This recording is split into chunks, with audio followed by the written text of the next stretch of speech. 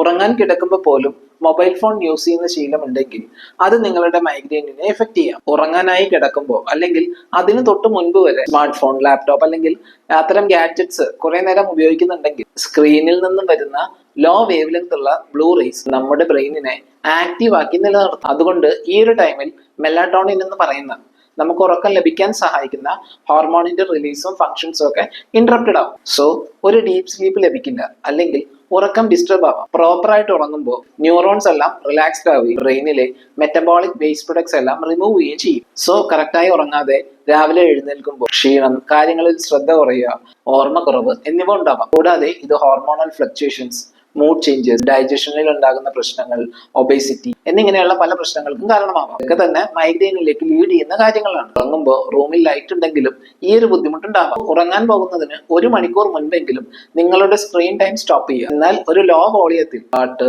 Interview, podcast എന്നിവയൊക്കെ കേൾക്കുന്നത് ഉറക്കം ലഭിക്കാൻ സഹായിക്കും. ഇങ്ങനെ മൊബൈൽ ഫോൺ ഉപയോഗിക്കുന്ന മൈഗ്രെയിൻ ഉള്ള നിങ്ങളുടെ ഫ്രണ്ടിന് ഈ ഡീറ്റെയിൽസ് ഷെയർ ചെയ്യുമല്ലോ.